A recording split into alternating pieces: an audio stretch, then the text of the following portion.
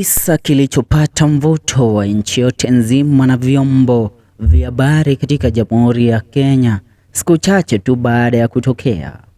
Kisa kilichomhusisha mfanyabiashara mwanamke maarufu nchini Kenya ambaye ni Billionaire Njeri.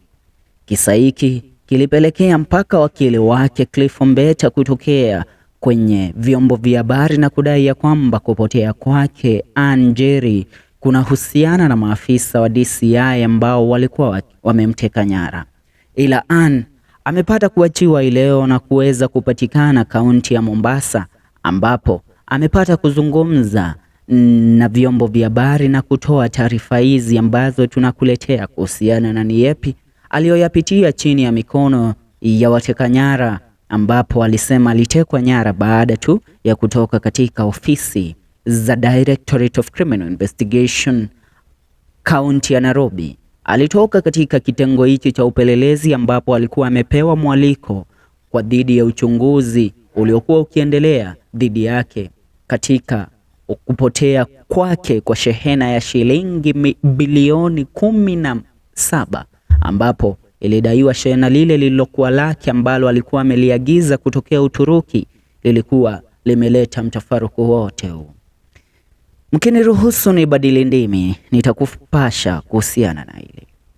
Mombasa-based businesswoman Njeri linked to the importation oil worth the 17 billion has detailed a horror scene of how she was kidnapped outside the DCI headquarters after recording a statement.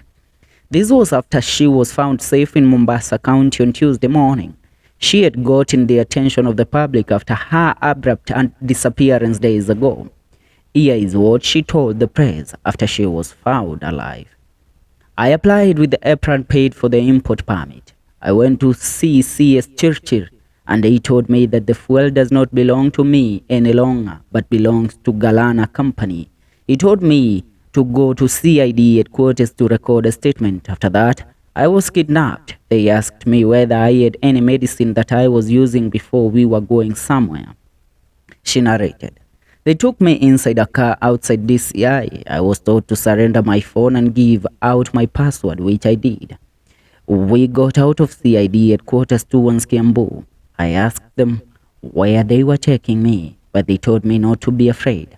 I pleaded with them not to kill me because I'm a mother and a family woman. We got somewhere where we got into a rough road. I pleaded with them not to harm me since they also had families and children. I called on God to help me and they told me that I will not die, she continued. I also prayed for them and all the occupants who were in that car and they told me not to fear. At that point they stopped and another big car came in. They told me they were taking me to another place that I should follow the law. Walinifunga macho na gari ikaanza safari kwa rough road. I was praying aloud while we were going. We got there and I cannot recall the place I was taken. I was taken inside a house that had a mattress and a chain. They told me to say the truth and not to lie because they could kill me, she stated. They threatened me saying I should tell them the truth or get killed. They promised to return the following day. The room was so isolated and had no windows. I remember there praying to God and at one point I had to urinate inside the room since there was nobody to open the door for me. An officer came in the morning and questioned me. I told them the fuel belonged to me and they went away. They later released me saying there was no mistake I had done and that they were not to kill a mother like me. They drew me out at a place that I was rescued by my lawyer, she stated. She said she refused to drink any water because she was fasting and praying to God. She was also given food, but she refused, but they forced her to eat vegetables, fruits, and strong coffee to help her not to sleep.